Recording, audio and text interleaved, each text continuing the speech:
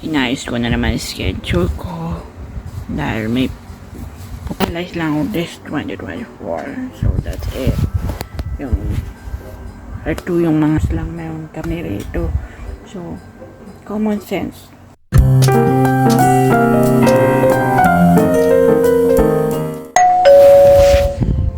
Good afternoon, Vlog Mom, and today is Vlogmas Day 19.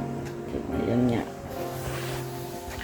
Inayos ko na naman schedule ko dahil may pupunta. May lakad kami bukas.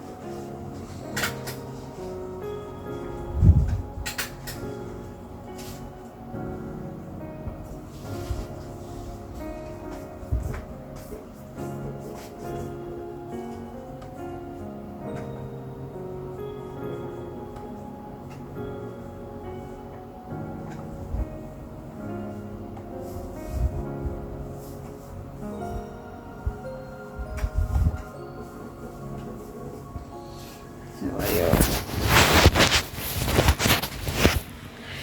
Ayan.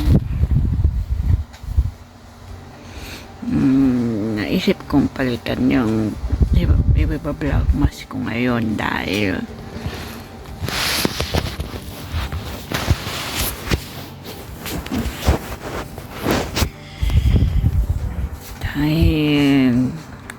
mahirap na dahil nag-upload at nag-edit ako ngayon. So, mahirap isingit yung vlogmas na yun. So, sa ibang vlog na lang yun. And, ayun nga, kamusta naman kayo? Malapit na ang Pasko. Siguro, 6 days na lang. 6 days to go, Pasko na. At ayun na nga, sa sobrang busy ng lola nyo. So, yung may mga na-realize lang ako this 2024. So that's it. Yung R2 yung mga naano natin na sa akin kasi may experience at itong na-realize ko is about social media. Talagang bad influence talaga ang social media to. Wala naman pero ganun talaga. Social media is nakaka-bad influence for me. Then, yun nga, kailangang ingatan din pala natin yung mga health natin. Hindi pwedeng basta-basta kumakain. Hindi pwedeng basta ganun na lang go. Hanggang sa malaman na natin na tayong sakit. Malupang sakit. And next one, kapag realize sa akin is that common sense naman kung nasa ibang bansa ka tapos ako nandito sa Philippines, then sana maintindihan mo na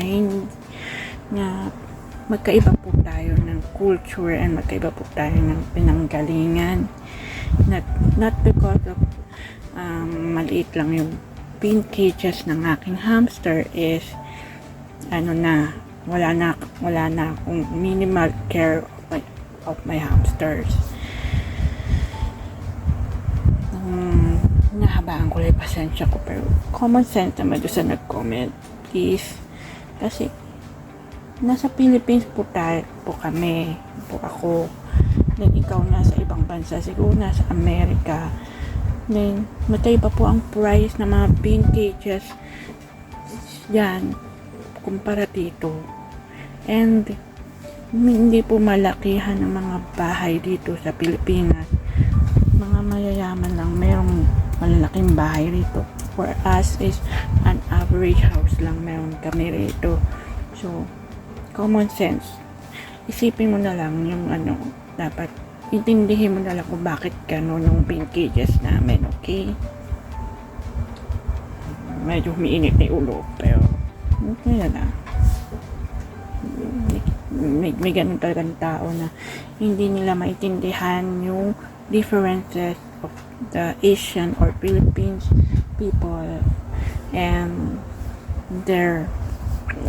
them na American o foreigner. So that's it. Kasi sa makikita ko sa mga bahay doon sa America, malalaki.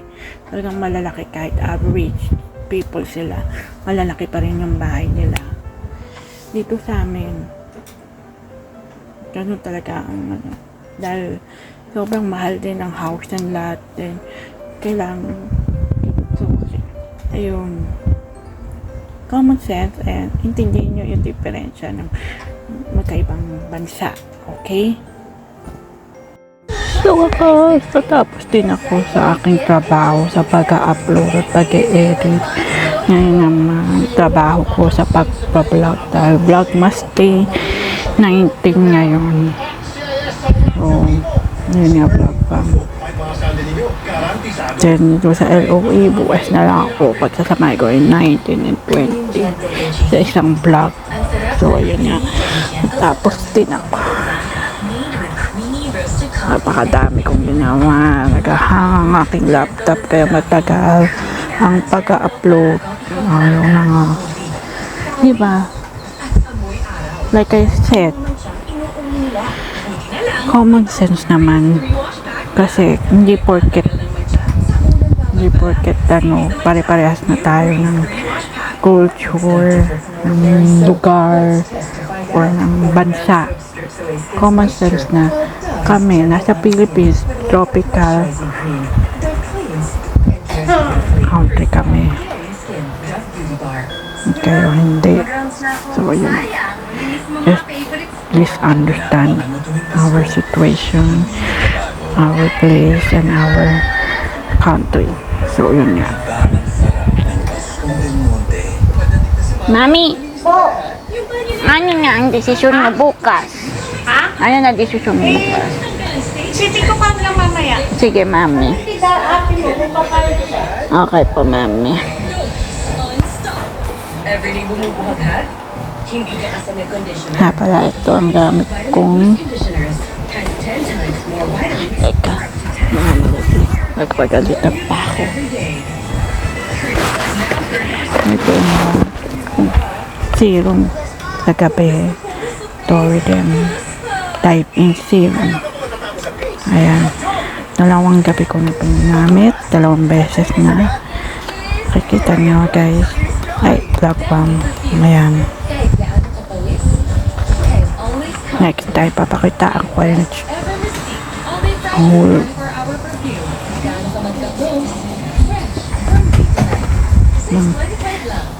step by step ng another skincare ko.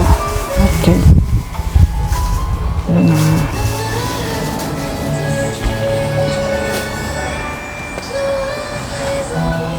So, hanggang bukas ulit. Dito muna ang Vlogmas Day. Bukas naman, see you on my next Vlogmas. So, malapit na ang Pasko.